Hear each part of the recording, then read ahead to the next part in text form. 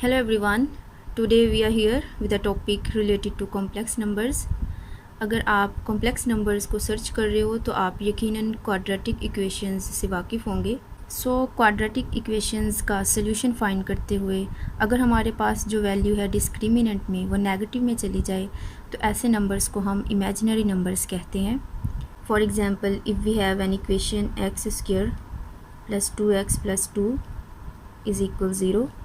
सो इस इक्वेशन का जब हम सोल्यूशन फाइंड करेंगे यूजिंग दिस फार्मूला, हमारे पास जो वैल्यू आएगी वो होगी -1 प्लस माइनस स्क्वायर रूट -1.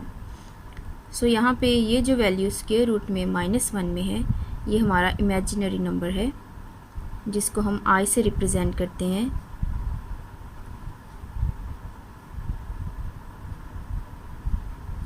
या हम इसको i स्क्वायर इज़ इक्वल -1 भी कह सकते हैं. सो ऐसे नंबर्स जो स्क्वायर रूट में नेगेटिव वैल्यूज़ दें वो इमेजिनरी नंबर्स कहलाते हैं.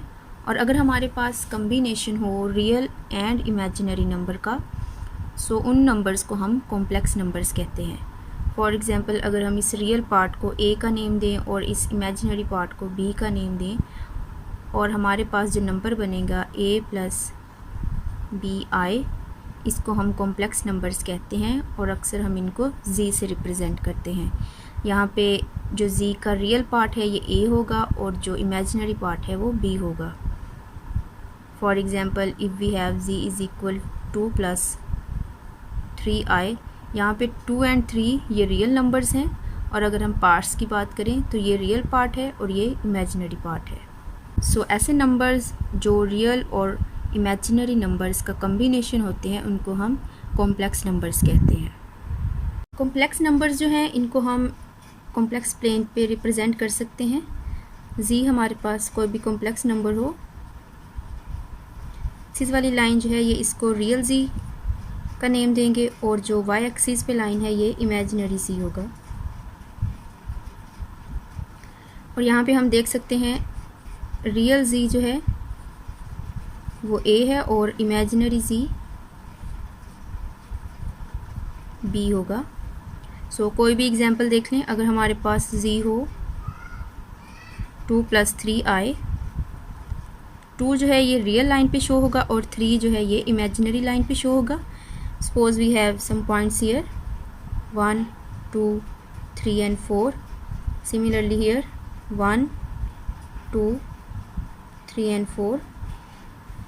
सो अगर हम z को रिप्रेजेंट करना चाहें 1 एंड 2 रियल पार्ट में यहाँ पे एंड इमेजिनरी पार्ट में यहाँ पे, सो ये हमारा जो नंबर है इस पॉइंट पे रिप्रेजेंट हो जाएगा. z जो है यहाँ पे 2 जो है ये इसका रियल पार्ट और 3 जो है ये इसका imaginary part. And if we have negative values then we will change the direction of axis. For example, if we have -2 -3i, so -2 के लिए हमारा जो x एक्सिस है वो इस डायरेक्शन पे हम रिप्रेजेंट करेंगे -1 -2 और y एक्सिस जो है इसकी ऑपोजिट साइड पे. सो मज़ीद कुछ नंबर्स को कॉम्प्लेक्स प्लेन पे रिप्रेजेंट करके देख लेते हैं. लेट्स हैव z1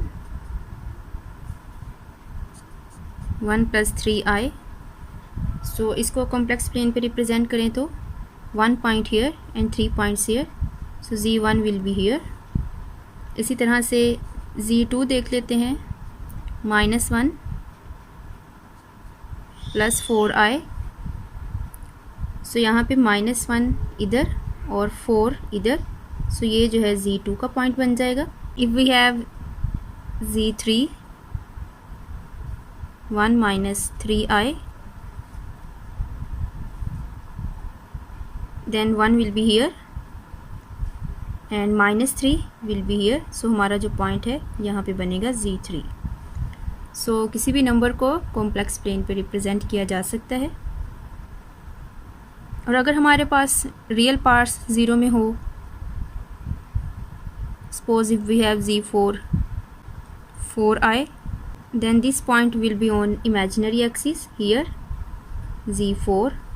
सो इस तरह से किसी भी कॉम्प्लेक्स नंबर को कॉम्प्लेक्स प्लेन पे रिप्रेजेंट किया जा सकता है. और मज़ीद इन पे कुछ ऑपरेशंस अप्लाई करके, चाहे वो एडिशन के हों या सब्ट्रैक्शन के हों उनको भी हम कॉम्प्लेक्स प्लेन पे रिप्रेजेंट कर सकते हैं।